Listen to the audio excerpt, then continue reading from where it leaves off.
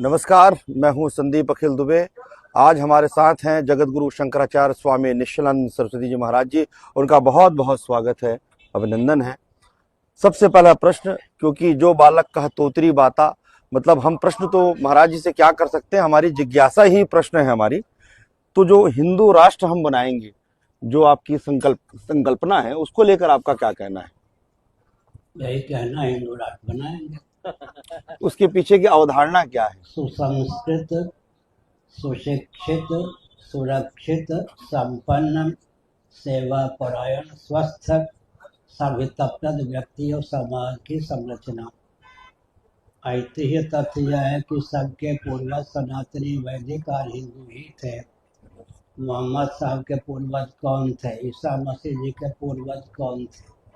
श्रीमद् भागवत आदि पुराणों का अनुशीलन करें तो मरीच, कश्यप इत्यादि महर्षियों की धर्मपत्नियों के गर्भ से देवता दनुज आदि ही नहीं, बल्कि जिनको स्थावर प्राणी कहते हैं, तब लता गुल्म इत्यादि की भी अभिव्यक्ति हुई।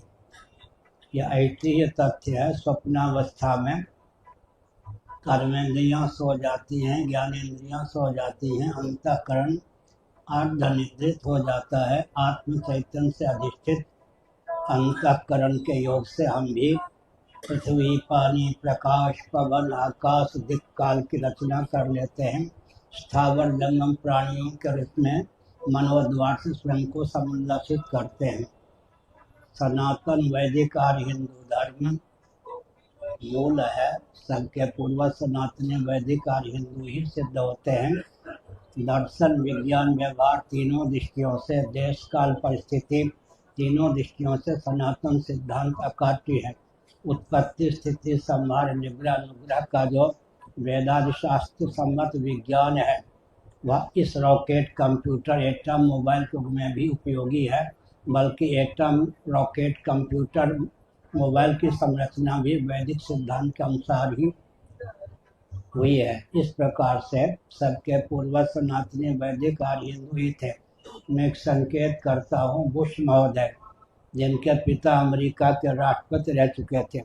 बुश जी स्वयं भी एक बार अमेरिका के राष्ट्रपति रह चुके, दूसरी बार अमेरिका के राष्ट्रपति पद पर शपथ ग्रहण करने जा रहे थे। उन्होंने अंग्रेजी में कुछ वाक्यों को अभिव्यक्त किया।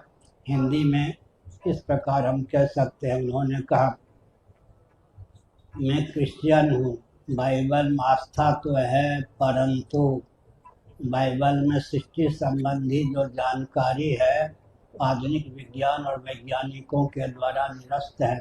इतने अंशों में मैं बाइबल के प्रति आस्थान्वित नहीं हूँ।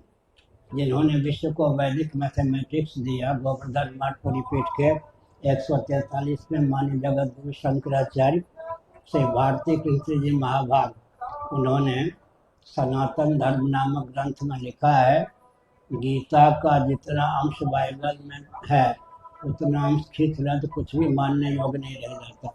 इस प्रकार से कोई हमें चुनौती दे संभव नहीं। मैं एक संकेत करता हूँ, महायंत्र के मूल में मन यंत्र होता है, यंत्र के मूल में तंत्र होता है, तंत्र के मूल में मंत्र होता है। मंत्र का अर्थ है पृथ्वी, जल, तेज, वायु, आकाश, अव्यक्त और आत्मा मानगत सिद्धांत। तंत्र का अर्थ है यंत्र तक मंत्र को, सिद्धांत को पहुंचाने की प्रक्रिया, प्रोसेस या मेथड। यंत्र का अर्थ होता है जिसके द्वारा उत्पत्ति, स्थिति, संहार, निग्रह, अनुग्रह, संयत पंचकृत्य में एक या एक से अधिक कृत्य का निर्वाह हो। महायंत्र का अर्थ होता है वैकल्पिक प्रज्ञा शक्ति, प्राण शक्ति संयुक्त यंत्र। इस प्रकार ही महायंत्र के दृष्टि से, यंत्र की दृष्टि से, तंत्र की दृष्टि से, मंत्र की दृष्टि से भी वैदिक वाङ्मय परम समृद्ध है। अंत में मैं संकेत करता हूँ, शुक्र नीति का अनुशीलन कीजिए। विद्या के 32 प्रभेद में अन्य प्रभेदों का सन्निवेश हो जाता है। कला के 64 प्रभेद होते हैं, 64 कलाओं में अन्य कलाओं का सन्निवेश हो जाता है, जिसको आजकल साइंस और आर्ट कहते हैं, उसी को विद्या और कला कहते हैं। वाणी की प्रधानता से जिसकी सिद्धि हो उसका नाम विद्या है। मूक व्यक्ति के द्वारा या मौन रहकर भी जिन कृत्यों का संपादन हो, चटाई बिनना इत्यादि, उनका नाम कला है। अर्थात सकल विद्या और कला में हमारे पूर्वज निष्णात थे। इन सब दृष्टियों से हम कहते हैं हिंदू राष्ट्र बनाएंगे, पर मारपीट की बात नहीं, वस्तु स्थिति को हम सम्मुख रखते हैं। एक सनातन सिद्धांत है जिसको बौद्धों ने भी स्वीकार किया है, तत्व पक्षपातो ही स्वभावो धिया। जीव का और जीव की बुद्धि का स्वभाव है तत्व का, तथ्य का, वस्तु स्थिति का समादर करना। हम दर्शन, विज्ञान, व्यवहार तीनों दृष्टियों से अगर बोलते हैं तो नास्तिक के हृदय में भी उसके प्रति आस्था उत्पन्न होती है। कदाचित वह प्राप्त विवेक का समादर करता है तो महान हो जाता है, प्राप्त विवेक का अनादर करता है, विवेक का अनादर उसका बट्टा बैठा देता है, फिर सबसे कोई बोल बम गोले बारूद की आवश्यकता नहीं होती।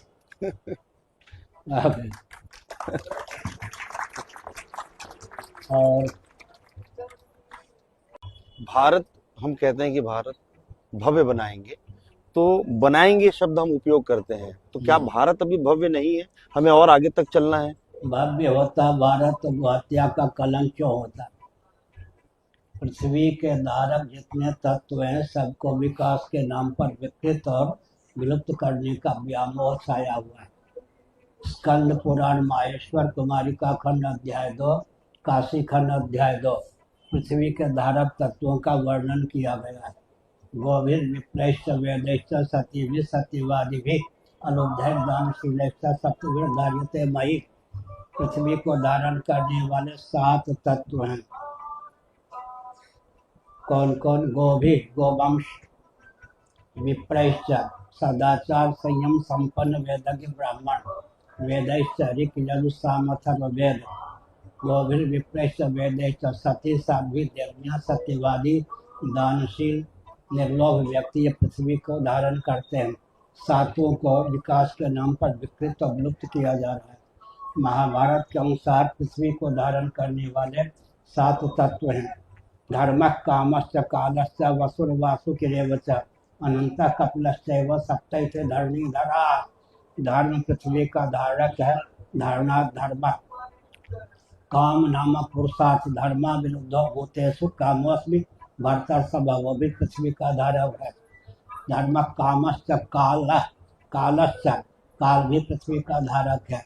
वसु और वासु की चल अचल संपत्ति के देवता पृथ्वी के धारक हैं, अर्थात अर्थ नामक पुरुषार्थ भी पृथ्वी का धारक है। शेष नाग और कपिल अपरा और परा विद्या के अधिदैव अर्थात मोक्ष भी पृथ्वी का धारक है। 7 का अंतर्भाव 5 में हो जाता है। धर्म, अर्थ, काम, मोक्ष और काल पृथ्वी के धारक हैं। विचार करके देखें तो विद्युत का गलत उपयोग करने के कारण दिन रात्रि की विभाजक रेखा विलुप्त हो गई है। परमात्मा का कोदंड या धनुष काल है, काल कुपित हो गया है। धर्म के नाम पर बीज तो है, तो धर्म का लोप हो रहा है। अर्थ के नाम पर अर्थ का लोप हो रहा है। काम के नाम पर काम का लोप हो रहा है। मोक्ष के नाम पर मोक्ष का भी लोप हो रहा है। व्यापार तंग सब जगह छा गया। उन व्यापारियों को पहचानना भी बहुत कठिन है। मैं उदाहरण देता हूँ, बुरा न मानो, होली है, होली का अवसर आएगा ही, वृंदावन जाऊंगा ही। व्यापारियों को पहचानना बहुत कठिन है। 13 व्यापारी पूरे विश्व को चला रहे हैं। राजनेताओं में शासन करने की क्षमता नहीं है। देशी विदेशी कंपनियों को ठेका देकर राजनेता शासन करते हैं। कालांतर में ठेका देने की योग्यता भी नहीं रहेगी तो दुर्दशा होगी। इसलिए हमने संकेत किया कि पृथ्वी के जितने धारक हैं सबका विलोप हो रहा है, सब में विकृति आ रही है। और पर्यावरण की दृष्टि से विचार करें तो पृथ्वी, जल, तेज, वायु ऊर्जा के 4 आस्तिक, नास्तिक, वैदिक, अवैदिक सम्मत स्रोत हैं। विकास के नाम पर पृथ्वी इतनी कुपित हो गई है कि उसके चपेट में आकर चंद्रमा की सतह भी धस गई। और जल की दुर्दशा है ही, अग्नि की दुर्दशा है ही, पवन की दुर्दशा है ही। और विकास का मापदंड आजकल है महानगर। पहले मोदी जी कहते थे महानगर, फिर संतोष नहीं हुआ तो कहने लगे स्पिरिचुअल महानगर, आध्यात्मिक। अब दोनों कहना बंद कर दिया। महानगर में रहेंगे, शुद्ध पृथ्वी सुलभ होगी। महानगर में शुद्ध मिट्टी सुलभ नहीं, शुद्ध पानी सुलभ नहीं, शुद्ध प्रकाश सुलभ नहीं, शुद्ध पवन सुलभ नहीं, प्रचुर आकाश सुलभ नहीं, शुद्ध मनोभाव सुलभ नहीं, कुल देवता सुलभ नहीं, कुल देवी सुलभ नहीं, कुलाचार सुलभ नहीं, कुलोचित विचार सुलभ नहीं, विकास के नाम पर संतान उत्पन्न करने और भोजन करने की मशीन बना देना मनुष्य को, यही तो विकास आजकल। इसलिए हम विकास के पक्षधर हैं, लेकिन वेदादि शास्त्र सम्मत विधा से विकास को परिभाषित और क्रियान्वित करने की आवश्यकता है। आगे। जी महाराज जी।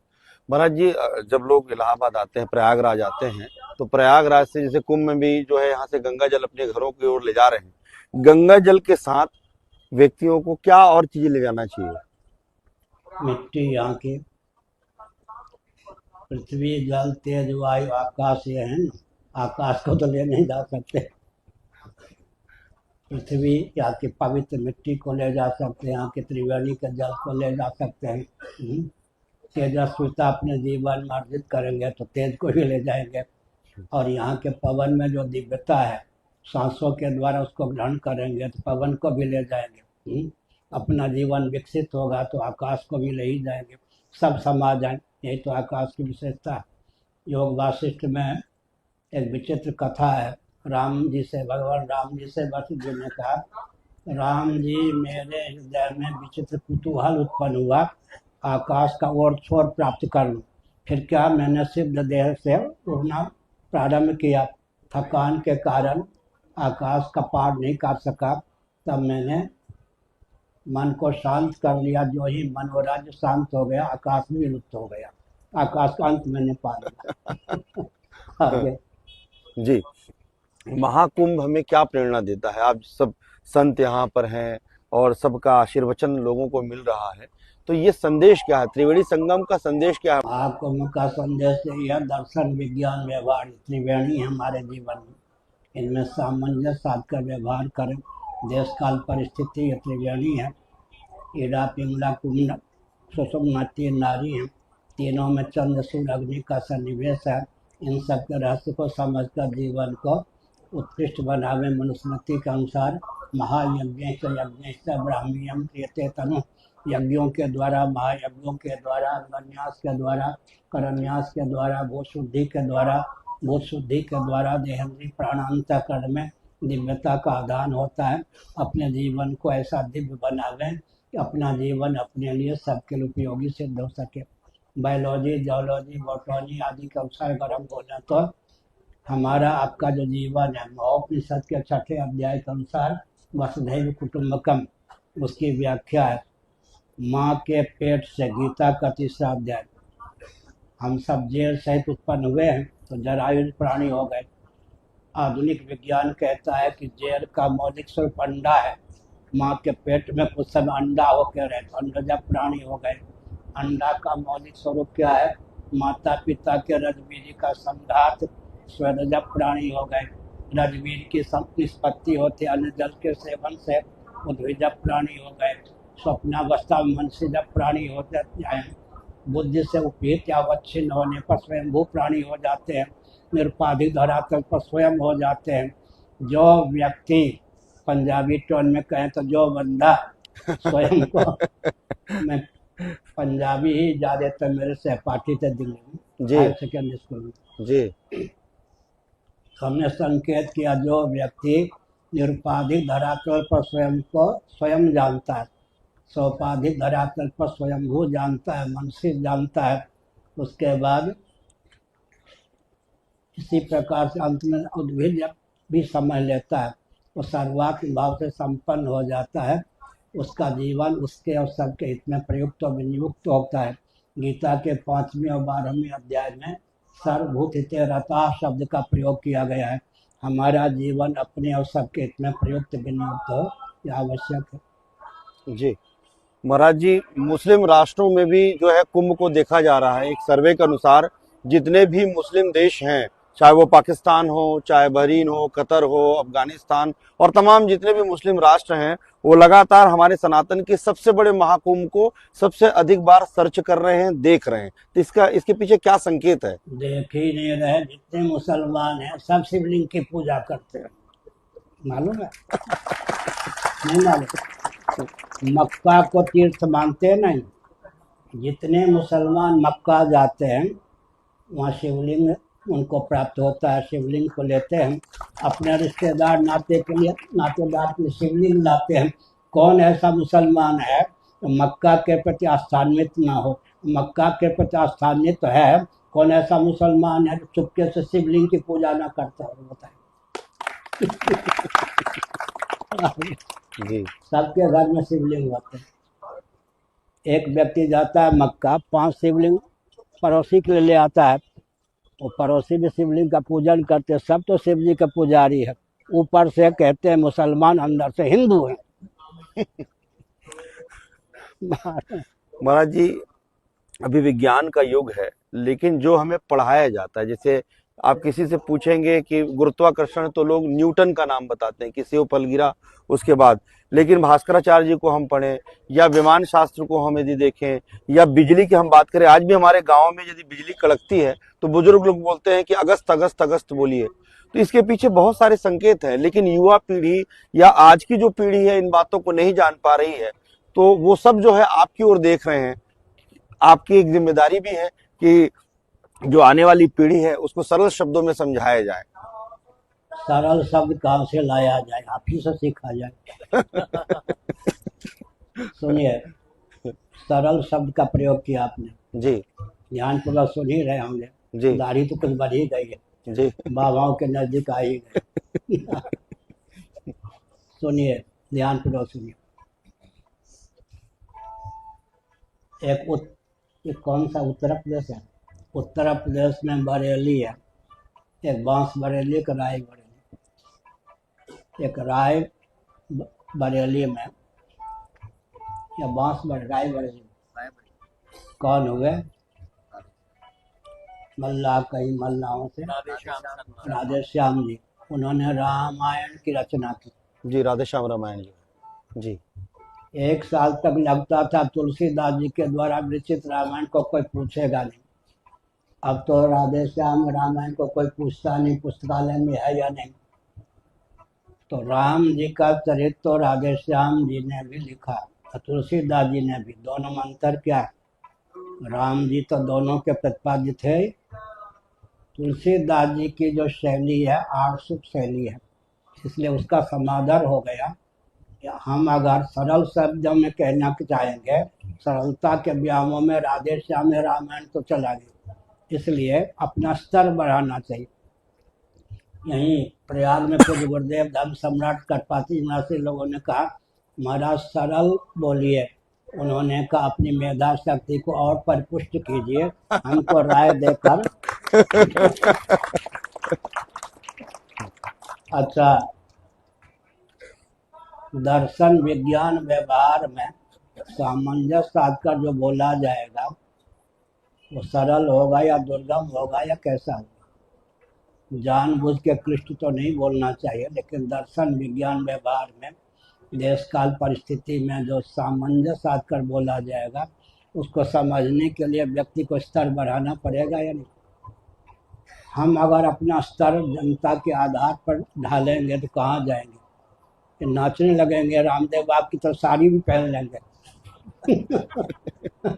साड़ी पहन के भी नाचना पड़ा, उनको भगना पड़ा है, और सरकार की जी हजूरी करेंगे। इसलिए हमको अपनी शैली में जाने दीजिए। अच्छा, और दूसरी बात है कि प्राइमरी के कक्षा उस शैली में बोलते हैं, एमएससी कक्षा एमए की कक्षा के अध्यापक उस शैली में बोलते हैं, सबकी उपयोगिता है या नहीं? एमएससी को पढ़ाने वाले को कहें कि अब आप प्राइमरी कक्षा को पढ़ाइए, नहीं पढ़ा सकते, पढ़ाएंगे तो वो समझ नहीं पाएंगे लोग। सबकी उपयोगिता है तो आपकी उपयोगिता है तो मेरी भी उपयोगिता है, मेरी उपयोगिता है तो आपकी भी उपयोगिता है। मैं कहूँ मैं ही पर्याप्त हूँ, संभव नहीं। आप कहें कि आप ही पर्याप्त हैं, ये भी संभव नहीं। सबकी उपयोगिता है। राष्ट्र को आप क्या संदेश देना चाहते हैं त्रिवेणी संगम से? ऋग्वेद में राष्ट्र शब्द का प्रयोग संकीर्ण नहीं है, लोक पर लोक। महाराष्ट्र सौराष्ट्र, एक राष्ट्र में कई राष्ट्र, लेकिन ऋग्वेद में जो राष्ट्र शब्द का प्रयोग हुआ है लोक पर लोक दोनों के लिए हुआ। राष्ट्र शब्द व्यापक है, पृथ्वी, पानी, प्रकाश, पवन, आकाश, स्थावर, जंगम प्राणियों से मंडित और वैदिक वाग्मय के प्रति आस्थान्वित भूभाग का नाम राष्ट्र है। पृथ्वी भूभाग भू भी व्यापक है। पृथ्वी जल तेज वायु आकाश स्थावर जंगम प्राणी, इनकी संरचना की जो विधा है वो सनातन ही है। राष्ट्र शब्द का प्रयोग लोक परलोक दोनों ही होता है, अर्थात हमारा जीवन ऐसा होना चाहिए, लौकिक उत्कर्ष भी हो पारलौकिक उत्कर्ष भी हो, अर्थात वैशेषिक दर्शन के दूसरे सूत्र के अनुसार अभ्युदय की सिद्धि भी हो, निश्रेयस की सिद्धि भी हो। अभ्युदय माने लौकिक पारलौकिक उत्कर्ष, निश्रेयस माने मोक्ष, भोग भी मिले और मोक्ष भी मिल जाए। लौकिक उत्कर्ष पारलौकिक उत्कर्ष और परमात्मा की प्राप्ति का अभिव्यक्ति का मार्ग भी प्रशस्त। आजकल न लौकिक उत्कर्ष न पारलौकिक उत्कर्ष न परमात्मा की अभिव्यक्ति का मार्ग ही प्रशस्त, विकास के नाम पर बेड़ागट। महाराज जी, अंतिम में मेरा प्रश्न ये है, हम लगातार महिला क्षेत्र में घूम रहे हैं और हर सेक्टर में गए, बहुत सारे संतों से हमारी मुलाकात हुई, लेकिन अब जो सोशल मीडिया का समय है, मोबाइल का जो समय है, उसमें अब लोग वो ढूंढते हैं, कोई मॉडल कैसे संत बन गई या फिर अन्य प्रकार की जो चीजें ढूंढी जा रही हैं। इसमें जो ज्ञान को ढूंढने की जो बात है, जो संतों के चरणों में बैठकर उनसे ज्ञान प्राप्ति की बात है, वो उससे दूर होते जा रहे हैं। ऐसा है ना, मेला झमेला का रूप न धारण करे, यह आवश्यक। सच्ची बात यह है, मैं वृंदावन में था, मेरे पास इतने मार्गव्य नहीं थे कि मैं बस से या ट्रेन से हरिद्वार जा सकता। कुंभ का अवसर चाहते हुआ भी नहीं गया, लेकिन मुझे लोग उस समय भी लखपति समझते थे। दीनता मेरे जीवन में है नहीं और इतने मार्गव्य भी नहीं था, किसी से मांगता था नहीं। कुछ गुरुदेव हरिद्वार कुंभ के बाद वृंदावन आए, दर्शन करने में गया। उन्होंने कहा क्यों हो, कुंभ में दिखाई नहीं पड़े। फिर उन्होंने कहा तुम शुद्धि का ज़्यादा ध्यान रखते हो, तुम्हारे पास कार नहीं है, बस ट्रेन से यात्रा तुमको पसंद नहीं होगी, लेकिन ध्यान दो, हम तुम भी अगर जाना बंद कर देंगे, अराजक तत्वों की बपौती ही है, सब तीर्थ स्थल हो जाए। रामचरितमानस में सावधान किया गया। आज भी जब वीआईपी कोटि के संत हैं वो मेले झमेले से दूर रहते हैं, आनंद मार्गी। मेला झमेला में जाएंगे तो कष्ट तो होगा, कष्ट सह कर के भी नहीं तो अराजक तत्वों की बपौती तीर्थ स्थल न बन जाए। रामचरितमानस में कहा गया, जहाँ चाहिए ऋषि कर वासा तहाँ निशाचर करे निवासा। मैं एक दृष्टांत देता हूँ। पूज्य गुरुदेव धर्म सम्राट स्वामी कर्पाती महाराज के चरणों के पास मर्यादा की सीमा में दूर बैठा था, काशी केदार घाट। सूर्यास्त के बाद की बात, उन्होंने कहा नरक का दर्शन करोगे? मैं कांप गया, मैंने कहा मैं समझा नहीं। नरक का दर्शन करना हो सूर्यास्त के बाद गंगा के तट पर काशी में घूम लो, सुरा सुंदरी का केंद्र, सुरा और सुंदरी का केंद्र।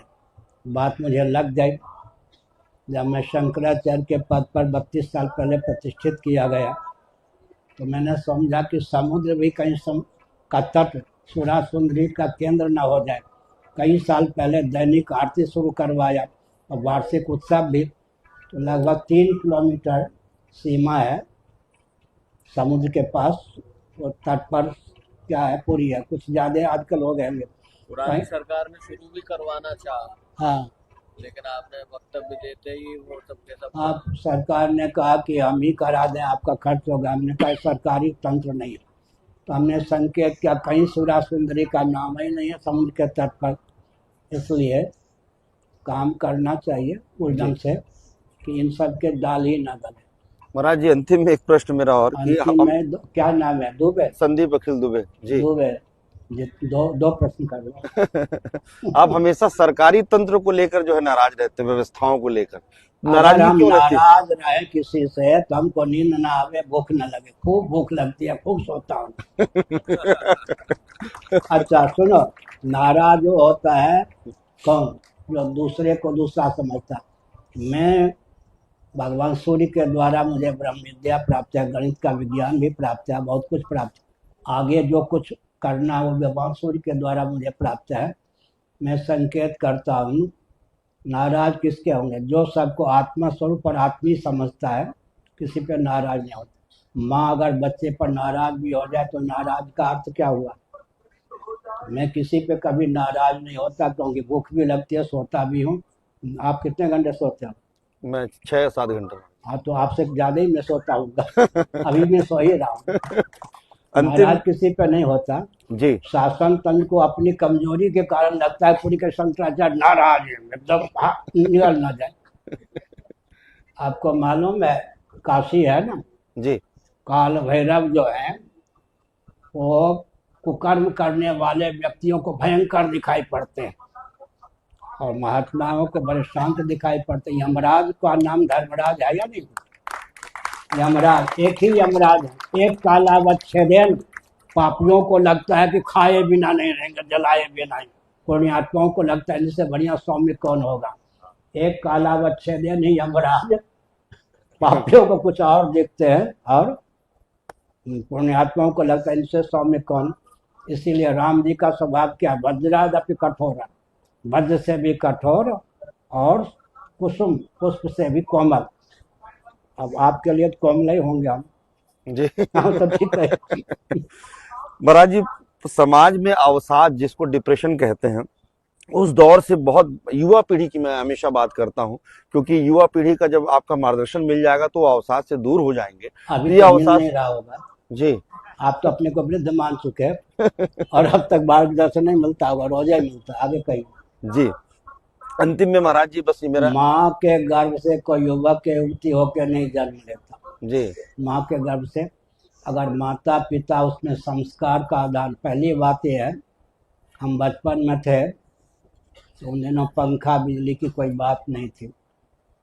प्रांगण में गर्मी के दिनों माताएं बैठती, युवती होती, सौभाग्यशालिनी होती, पतिव्रता होती, कोई नभोमंडल की और आकाश की ओर देखती, कोई तेज छिटकता हुआ जाता, आंचल पसार लेती हैं।